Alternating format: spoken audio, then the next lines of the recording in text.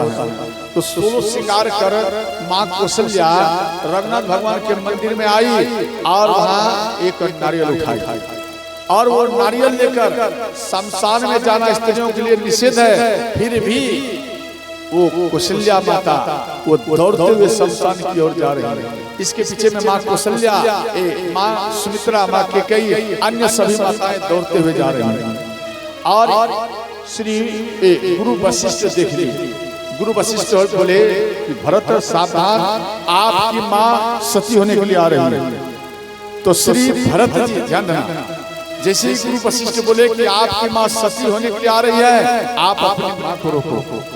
तो श्री भरत जी ध्यान देना, श्री भरत जी हाथ को यानी भुजा को बढ़ाए फैलाए और माँ को रोक लिया और चरण में गिर गए। गही पग भरत माँ सब राखी, माँ के चरण में गिर गए भरत जी और बोले माँ ये क्या कर रहे हो, माँ ये क्या कर रहे हो। माँ कौशल्या बोली बेटा आज मत रुको बेटा, आज मेरे पिता का चिता जल रहा है, आज मैं इस चिता में कूद जाऊंगी और हम भी सती हो जाऊंगा, इसलिए बेटा आप मुझे मत रोको। अगर यह मौका फिसल जाएगा फिर दोबारा हमें यह अवसर प्राप्त नहीं होगा बेटा, इसलिए तो श्री भरत जी बोले माँ आप सच में सती होना चाहते हैं। माँ कौशल्या बोली हाँ बेटा ठीक माँ। भरत जी कहते हैं ठीक माँ, आप सती हो जाइए, हम आपको नहीं रोकेंगे, परंतु माँ ये आपका बेटा भरत आप से पहले ही चिता में कूदने के लिए जा रहा है और हम जब जलकर भस्म हो जाऊं माँ, पिता के शरीर के साथ में जलकर भस्म हो जाऊं, इसके बाद मेरी माँ आपको कोई नहीं रोकेगा और आप भी धीरे धीरे इस चिता में माँ चलिए। श्री भरत जी का ऐसा स्वभाव था, विचार था। भरत जी चिता की ओर दौड़ गए। जैसे ही दौड़े तो माँ कौशल्या, माँ सुमित्रा, माँ के कई दौड़ते हुए गई और भरत भरत करते हुए उसको सीने से लिपट लिए। और बेटा माँ कौशल्या बोली बेटा अगर आप अपने शरीर को अपने पिता के चिता में अगर जलाकर भस्म कर देंगे, अगर राम वंश से आएगा, अगर पूछेगा मेरा भैया भरत कहाँ है, अगर हम बोल दूंगे कि आपका भैया भरत जलकर भस्म हो गया आपके पिता के साथ में, तो राम अयोध्या में नहीं रुकेगा, राम फिर अयोध्या को त्याग कर फिर राम वो वन में ही चला जाएगा, राम को अयोध्या अच्छा नहीं लगेगा। इसलिए बेटा, इसलिए आप प्रिय राम को हैं, इसलिए बेटा आपको जीवित रहना पड़ेगा। अंत में माँ बेटा ये सब मिले और अंत में सब माता को रोके। महाराज दशरथ जी के शरीर का ध्यान देना, महाराज दशरथ जी जलकर भस्म हुए। अंत में अग्नि संस्कार इत्यादि सब किए। तो क्षत्रिय 12 दिन में, ब्राह्मण 10 दिन में, वैश्य 15 दिन में, शूद्र 25 दिन में इस प्रकार से शुद्ध हुए और दान इत्यादि सब किए। इसके बाद श्री भरत जी महाराज दशरथ जी के चित्रपट को रखे और वहां पर अगरबत्ती इत्यादि सबका स्वागत किया और माला एक पहरा दिया और पिताजी के चरण में श्री भरत जी बैठे हैं और सब नगरवासी बैठे हैं और सबका सोच है भरत जी का क्या इच्छा है। तो वहां पर सुमन जी बोले कि आप राजगद्दी में बैठिए। गुरु वशिष्ठ बोले आप राजगद्दी में बैठिए। समस्त नगरवासी बोले हे भरत जी आप राज सिंहासन पर बैठ जाइए, क्योंकि सिंहासन पर बिना राजा का वो देश अच्छा नहीं होता है, इसलिए आप सिंहासन पर बैठिए। सिंहासन खाली रहे अच्छा नहीं है, आप बैठ जाइए।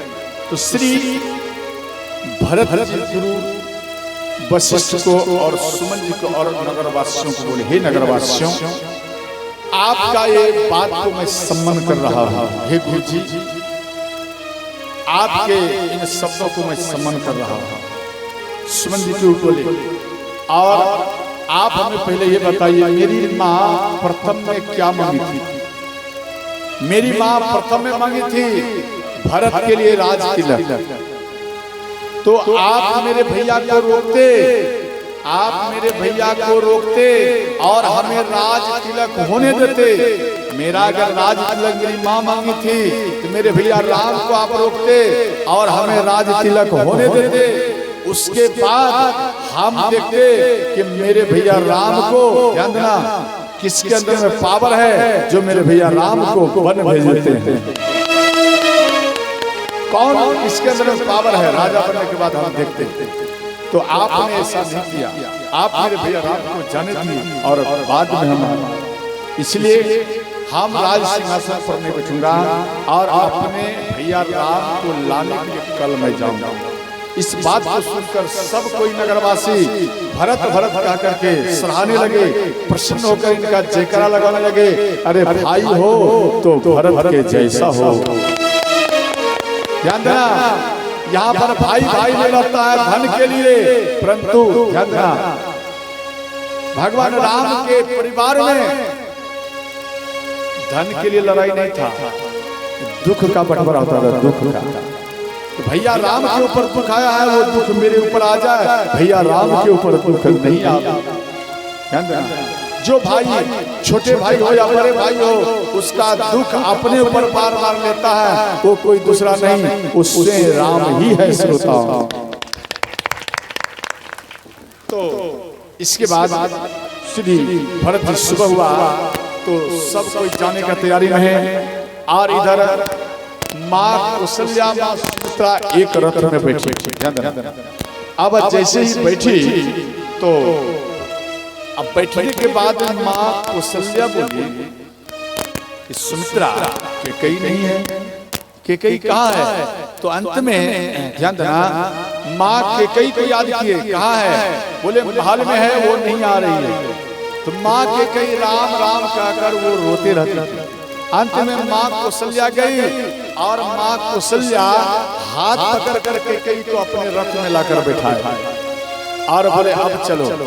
अंत में श्री भरत जी जा रहे हैं और श्री माँ कौशल्या, अरुंधति, अग्निहोत्री, गुरु वशिष्ठ के दो पत्नियां हैं, ये दोनों के साथ जा रहे हैं। तो श्री भरत जी चित्रकूट की ओर जा रहे हैं। भरत चले चित्रकूट हो राम को भरत चले चित्रकूट राम को मना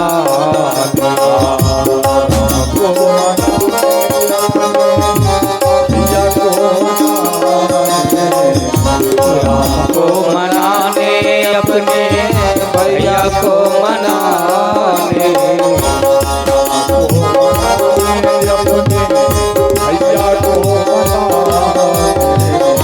राम को मनाने, अपने भैया को मनाने।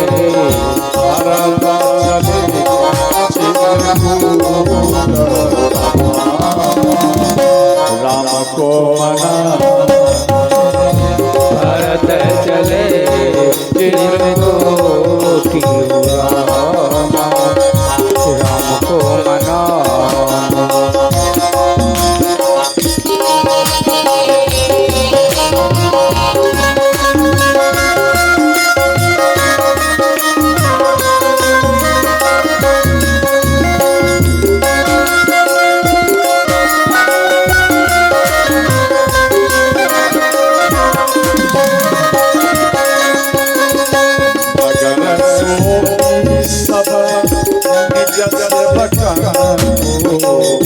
नगर तो निज से बन को सुमरि चले राम चरण को, सुमरि चले राम चरण को।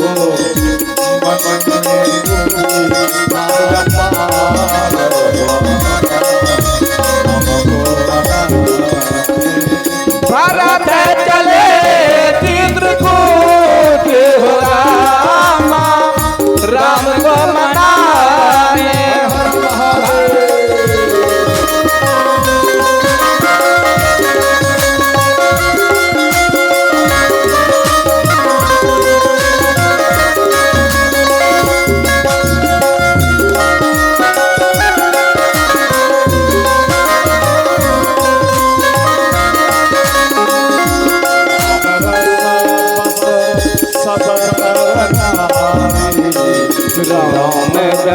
बसे सब नर नारी।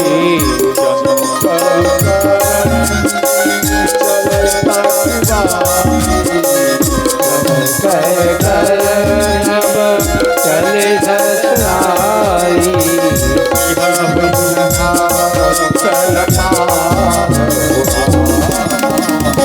राम को मना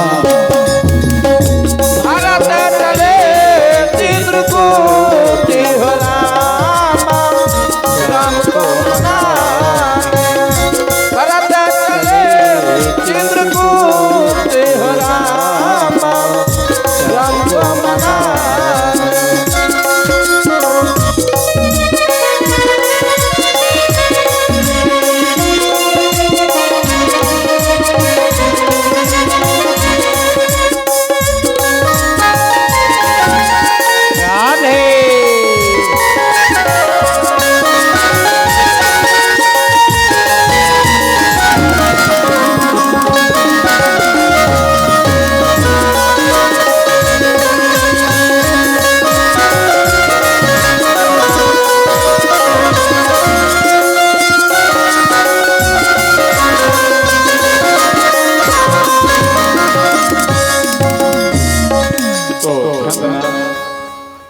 श्री भरत जी ध्यान देना।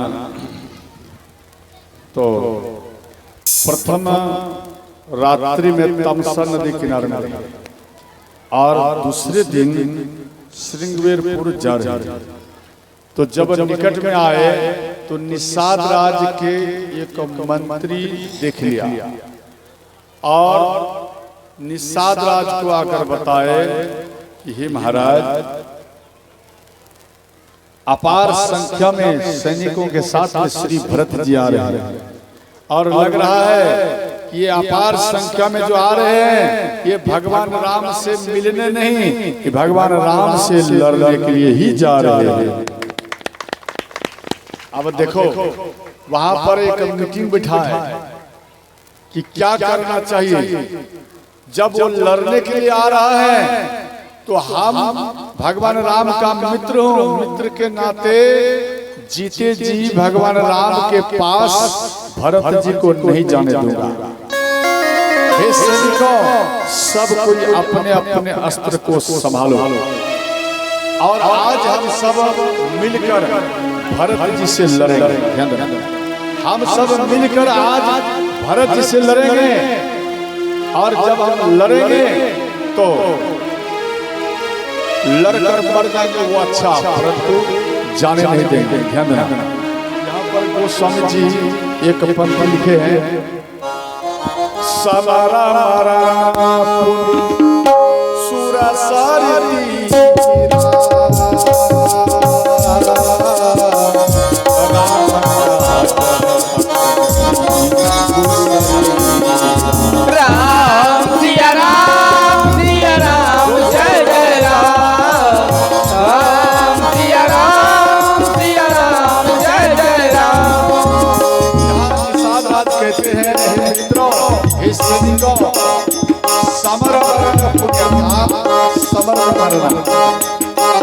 जो एक योद्धा दूसरा योद्धा आपस में समर में लड़ता है, बॉर्डर में लड़ता है, तो फौजी ध्यान देना, फौजी है बॉर्डर पर लड़ता है तो वो लड़कर मरेगा दोनों, अंत में उसको भी पेट ही मिलता है।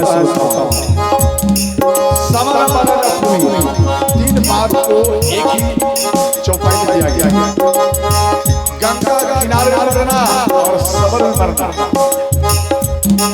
और विशेषकर राम के काज के लिए मरना।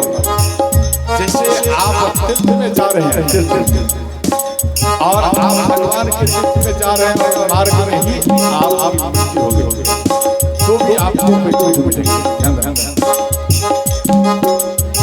समरा मारा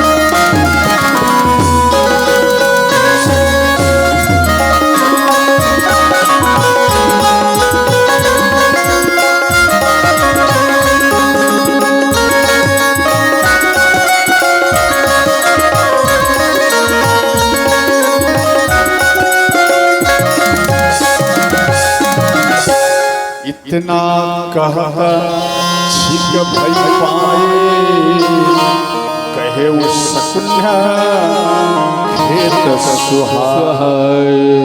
क्या सुना? जैसे ही यह बात बोले कि हम सब लड़ेंगे, इतने में एक वृद्ध व्यक्ति छिक दिया। जैसे ही छिक दिया तो बोलिए कि सावधान, आप जो कुछ करो सोच विचार कर करो, हो सकता है एक मिलने के लिए जाता हो। आप एक काम करो, आप पहले उनका परीक्षा करो। तो भरत जी ध्यान देना, ऐसे सैनिक को निषाद राज छुपा कर रखे। अगर एक बार इशारा कर दूंगा तो बाण चलाना प्रारंभ कर देगा। तो निषाद राज जैसे ही भरत जी के पास गए तो भरत जी ध्यान देना भैया का मित्र है, भैया समझकर उनके चरण में श्री भरत जी राम राम करते हुए प्रणाम। और इसके बाद श्री निषाद राज भरत जी को उठाकर अपने सीने में लगाया। और इसके बाद रात में श्री भरत जी रहे। और जब सुबह हुआ ध्यान देना तो 500 नया नाव का व्यवस्था किया गया और पार हुए तो भरद्वाज मुनि के आश्रम में आया। भरद्वाज मुनि ध्यान देना प्रसन्न होकर इनका स्वागत किया। इसके बाद इनका भाव देखकर ध्यान देना श्री भरत जी भरद्वाज मुनि बोले, हे भरत जी, आपके जैसा राम भक्त का दर्शन पाने के बाद ध्यान देना, मानो जो व्यक्ति आपका दर्शन पा लेगा वो खेल खेल में उसे भी वैकुंठ की ही प्राप्ति होगी। तो श्री भरत जी बोले, हम भक्त नहीं हो भैया राम का। अरे मेरी माँ मेरे साथ बसुला जैसा व्यवहार किया। बढ़ई का बसुला होता ना, जैसे किसी के गले को काट दिया जाए, किसी के हाथ को काट दिया जाए, उतना दर्द नहीं होगा जितना बसुला से छीला जाए चमड़ी को, वो ज्यादा दर्द होता है। इसलिए मेरी माँ मेरे शरीर को छील दिया है और हमारे शरीर में पीड़ा हुआ है। तो अंत में श्री भरद्वाज बोले कि अगर भाई हो तो भरत जैसा, और इसका स्नेह देकर, इसका भाव देकर ध्यान देना श्री इंद्र भगवान, ध्यान से समझना, इनका भाव देकर ध्यान देना भरद्वाज मुनि प्रसन्न हुए। और इसके बाद वाल्मीकि मुनि के आश्रम में आए। वाल्मीकि मुनि ध्यान देना इनका स्वागत किया। और देखो भरद्वाज श्री भरद्वाज मुनि से जब आगे बढ़े, इनका भाव देखकर इंद्र भगवान घबराए। इंद्र भगवान इसलिए घबराए कि लग रहा है राम को ये वापस ले आएगा। ये राम को वापस ले आएगा। तो मार्ग में निषाद राज भरत जी को बोले कि भरत जी, हम पहले सोचे थे कि आप मेरे प्रभु राम को मारने के लिए जा रहे हैं। तो श्री भरत जी कहते हैं कि आप उल्टा सोचे। बोले हाँ, हम उल्टा सोच लिया। यहाँ लिखे उल्टा जगत जगत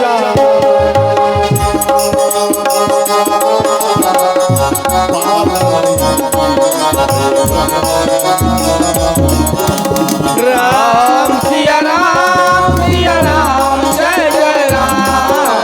राम सिया राम जय जय राम।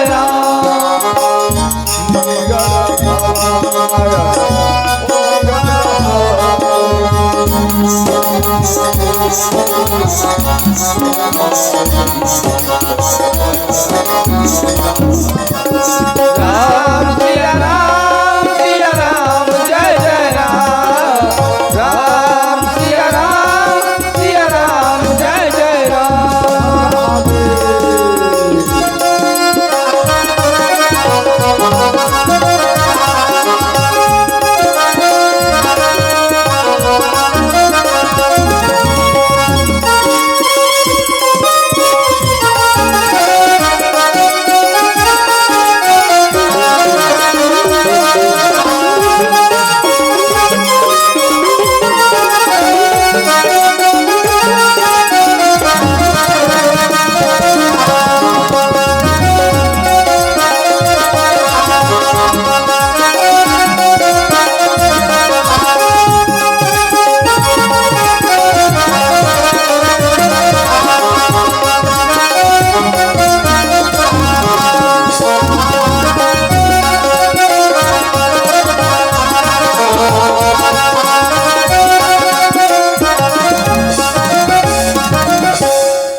इसके बाद देखो उल्टा नाम जगत जग जाना वाल्मीकि भयेश ब्रह्म समान। देखो वाल्मीकि मुनि पहले रत्नाकर डाकू थे और जो मार्ग में सुना में मिल जाए उनके धन को लूट लेते थे। जब ऐसा वो करते थे, एक बार ब्रह्मा जी देवर्षि नारद को बोले कि आप एक काम करिए, आप जाइए और रत्नाकर को समझाइए कि आप सत्य की ओर आ गए, और क्योंकि इसके अंदर में दिव्य आत्मा बस रहा है। तो देवर्षि नारद आए इनके पास में, तो रत्नाकर डाकू इसको पकड़ लिया और बोले जो कुछ धन है हमें दे दो। तो रत्नाकर डाकू ये बात बोले, देवर्षि नारद बोले आप जो ये पाप करते हैं, ये पाप का भागी कौन होगा? क्या आपका बेटा ये पाप लेगा? आपकी पत्नी लेगी? आपके माँ पिता लेंगे? तो इस बात को सुनकर रत्नाकर डाकू बोले हाँ अवश्य लेंगे। बोले एक काम करो, जाओ आप ये सब बात उनको पूछ कराओ, जाओ अगर भाग लेगा तो आप तब ऐसा करना। तो अपनी माँ को बोले, अपनी पत्नियों को बोले, अपने बच्चों को बोले क्या ये जो हम पाप करता हूँ पाप का भागी आप सब लोगे? तो बच्चे सब माँ और पत्नी बोल दिए नहीं नहीं, आपका कर्तव्य है कमा के लाके खिलाना, आप जैसे खिलाओ और हम पाप का भागी क्यों लूंगा? आपका पाप का भागी तो स्वयं आप ही लो, हम नहीं ले सकते। समझना। तो ये जैसे ही बात बोले इनका दिमाग में आ गया कि देवर्षि नारद बिल्कुल सच बोलता है। अंत में एक वैराग्य धारण हो गया, इनके अंदर वैराग्य प्रकट हुआ और ये आकर तपस्या करने लगे। इतना कठोर तपस्या किए, ध्यान देना इसके अंदर में। इसको बोले आप राम राम जपो, रत्नाकर डाकू बोले मारा मारा, मतलब मारते थे इसलिए उल्टा नाम जपने लगे। इसलिए हमको समझ लिखे उल्टा नाम जपत जग जाना। ये मारा मारा बोलने लगे तो देवर्षि नारद बोले ठीक है आप इसी को याद करो और परिवर्तन हो जाएगा। तो वो बैठकर मारा मारा मारा तो हो गया राम राम, परिवर्तन हो गया तो राम में आ गया। तो इतना कठोर तपस्या किए, इतना कठोर तपस्या किए, ध्यान देना इनके शरीर में जो मांस था वो सब चींटी खा गए, ध्यान देना आँख सब खा गए, इस शरीर के अंदर में जो मांस है चमड़ा है सब खा गए। और चींटी जब खा जाता है तो आपके शरीर में ध्यान देना और बालू से भर देता है चींटी। आप कहीं कहीं देखना चींटी वो कहां से भी मुख में ला ला के मिट्टी उसको किसी भी चीज को ढक देगा चाहे। उसी प्रकार इनके शरीर में ढक दिया और बालू से पूरा ढक दिए और इनकी पत्नी माँ ढूंढते रहे, उसके बगल में भी ढूंढते रहे, फिर भी इनका बेटा और इनके पति नहीं मिल पाए।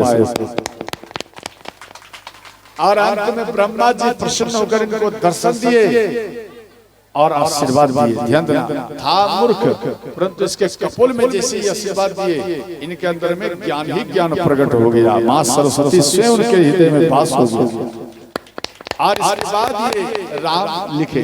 ध्यान देना तो उसके अंदर में जो बालू चला गया, अंदर में बालू से ढका गया, इसी इसका नाम में परिवर्तन हो गया। पहले रत्नाकर डाकू, अब परिवर्तन हो गया वाल्मीकि। समझ गए? वाल्मीकि नाम में आ गया। और वाल्मीकि रामायण जो आप पढ़ते इन्हीं पे लिखे हुए, समझ गए? तो ध्यान देना।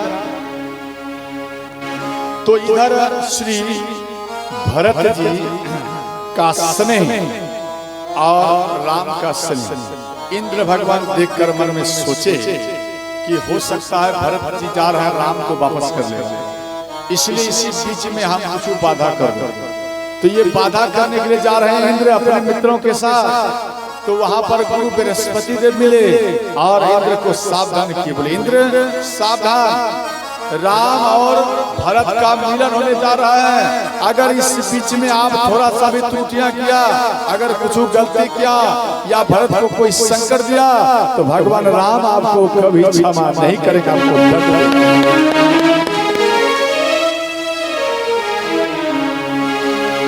राम सदा से।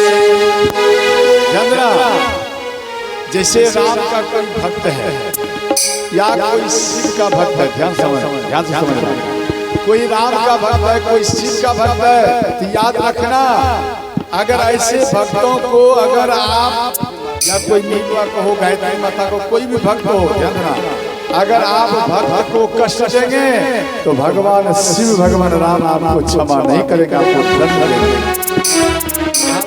लिखे हैं राम सदा से रुचिरा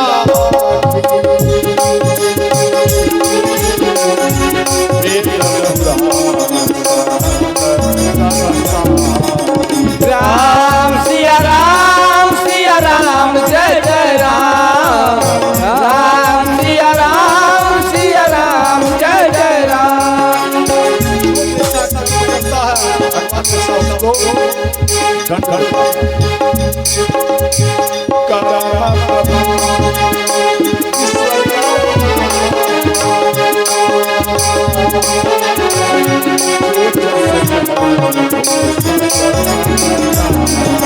राम सिया राम जय जय राम। राम सिया राम जय जय राम।